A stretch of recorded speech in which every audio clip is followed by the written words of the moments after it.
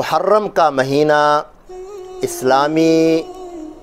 تاریخ یا اسلامی مہینوں کا پہلا مہینہ ہے، اور یہ ان 4 حرمت والے مہینوں میں سے ہے جس کا اللہ تعالیٰ نے قرآن کریم میں بھی ذکر کیا ہے کہ منہا اربعۃ حرم، اور پھر رسول اللہ صلی اللہ علیہ وسلم نے بھی فرمایا کہ اللہ کے ہاں 4 مہینے حرمت والے ہیں، 3 متوالیات، 3 تو پے در پے ہیں، ذوالقعدہ، ذوالحجہ، محرم اور رجب، جو کہ جمادہ و شعبان، جمادی الثانی اور شعبان کے درمیان ہے۔ تو ان کی حرمت ابتدائے اسلام سے ہی مسلم ہے، بلکہ اس سے پہلے بھی لوگ ان 4 مہینوں کا احترام کرتے تھے، حتیٰ کہ جس زمانے میں لڑائیاں، جھگڑے، قتل و غارت گری، دشمنیاں، عداوتیں عروج پر تھیں، اس وقت بھی لوگ ان مہینوں کے احترام میں جب یہ مہینے آتے تو وہ اپنی لڑائیاں، جھگڑے ایک طرف کر کے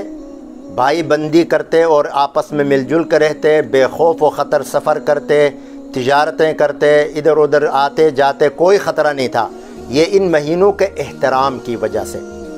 اسی لیے یہ مہینے حرمت والے ہیں، احترام والے ہیں، اور ان کے اندر کوئی ایسا غلط کام کرنا، گناہ کرنا جو عام حالات میں بھی حرام ہے تو ان مہینوں میں ویسے ہی حرام ہے۔ لیکن محرم کے مہینے کی اور بہت سی خصوصیات ہیں۔ ایک خصوصیت یہ ہے کہ اس کو اللہ کی طرف منسوب کیا گیا ہے، جیسے میں نے حدیث آپ کے سامنے پڑھی تھی کہ آپ صلی اللہ علیہ وسلم نے فرمایا کہ افضل الصیام بعد رمضان شہر اللہ المحرم، کہ رمضان کے بعد اللہ کے نزدیک بہترین روزے اللہ کا مہینہ محرم کے روزے ہیں۔ تو یہ جو نسبت ہے اللہ کا مہینہ، حالانکہ سارے مہینے اللہ کے ہیں، سارے دن اللہ کے ہیں، سارے سال اللہ کے ہیں، ساری کائنات اور ساری مخلوقات اللہ کی ہیں،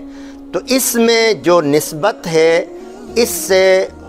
محرم کے مہینے کی عظمت کا اور اس کی خصوصیت اور افضلیت کا پتہ چلتا ہے کہ یہ بڑا ہی عظمت والا مہینہ ہے، کیونکہ یہ اللہ کا مہینہ ہے، اور اللہ کی طرف جو اس کی نسبت ہے اس کو کہتے ہیں نسبت تشریفی، یعنی اللہ کی طرف اس کی نسبت کر کے اس کی شرافت کو اور عظمت کو اور 4 چاند لگا دیے۔ بہرحال یہ مہینہ بڑا عظمت والا ہے، احترام والا ہے، اور اس کا احترام زمانے قدیم سے مسلم ہے، اسلام سے پہلے سے مسلم ہے۔ تو اس مہینے کے اندر ہمیں اپنے اعمال کو درست کرنا ہے، اعمال کا جائزہ لینا ہے۔ اب اس کی حرمت کا تقاضا یہ ہے کہ جو کام عام حالات میں حرام ہیں ہم وہ کام بالکل نہ کریں، ماں باپ کا دل دکھانا، نمازیں چھوڑنا، بد اخلاقی کرنا، گناہ کرنا، زنا کرنا، شراب پینا وغیرہ وغیرہ، کسی کا دل دکھانا، جو برے اعمال ہیں وہ اس مہینے میں بالکل بھی نہ کریں۔ اور دوسری طرف اس مہینے کے روزے کے حوالے سے آپ صلی اللہ علیہ وسلم نے فرمایا کہ رمضان کے بعد بہترین روزہ، افضل الصیام بعد رمضان، کہ رمضان کے بعد افضل روزہ، بہترین روزہ شہر اللہ المحرم، محرم کے مہینے کا روزہ ہے، اور خاص طور پر یوم عاشوراء کا روزہ، 10 محرم کا روزہ، اس کو عاشوراء کہتے ہیں، عشر سے ہے یعنی 10 محرم، اور اس سے پہلے جو 9 محرم ہے اس کو تاسوعہ کہتے ہیں یعنی 9 محرم۔ تو 10 محرم کا روزہ اسلام یعنی رمضان کے روزے کی فرضیت سے پہلے یہ فرض تھا، یعنی فرضی طور پر 10 محرم کا روزہ رکھا جاتا تھا، رکھنے کا حکم تھا۔ رمضان کے روزے کی فرضیت کے بعد جو ہے یہ اس کی حیثیت جو ہے وہ سنت کی رہی یا نفل کی اس کی حیثیت رہی، لیکن ثواب بہت ہے۔ آپ صلی اللہ علیہ وسلم نے فرمایا صیام یوم عاشوراء انی احتسب علی اللہ تعالی ان یکفر السنة التي قبلہ۔ یوم عاشوراء کا روزے کے بارے میں میری اللہ سے امید ہے، اللہ سے میں امید رکھتا ہوں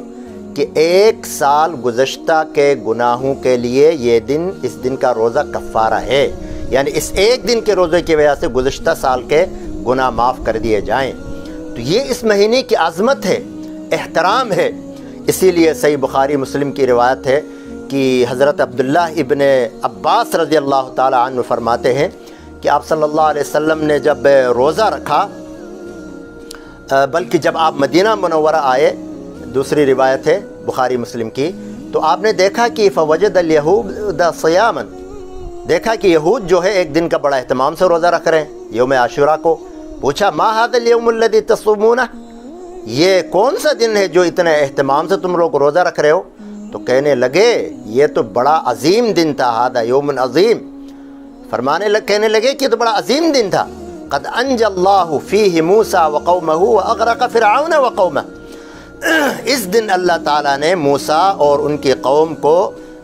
دریا میں غرق ہونے سے بچایا تھا، نجات دی تھی، اور فرعون اور اس کے لاؤ لشکر کو دریا میں غرق کر دیا تھا۔ فصامہ موسیٰ علیہ السلام شکراً،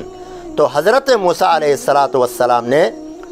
شکریہ کے طور پر روزہ رکھا تھا۔ فنحن نصوم، تو ہم بھی روزہ رکھ رہے ہیں۔ تو آپ صلی اللہ علیہ وسلم نے فرمایا نحن احق و اولا بموسیٰ منکم،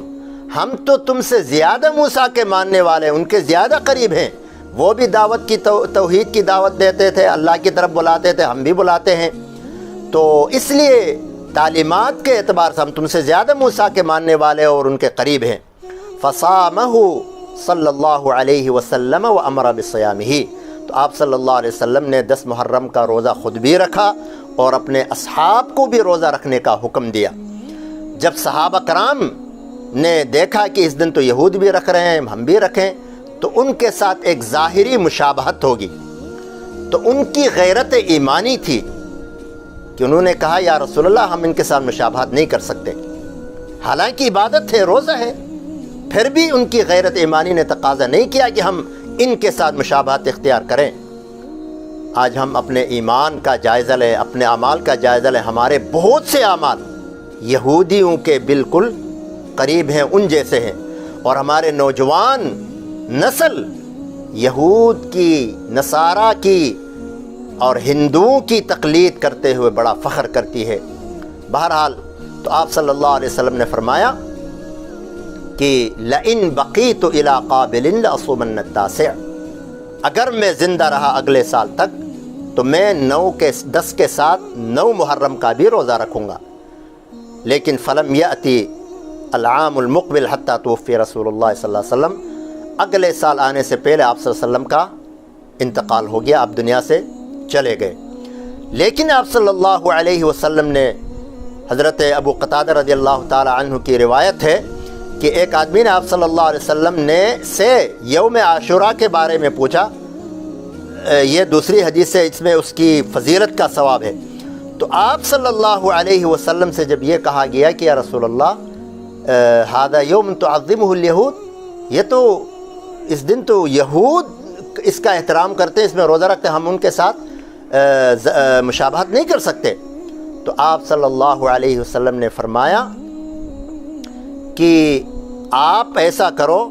صوموا یوما قبلہ و یوما بعدہ، تم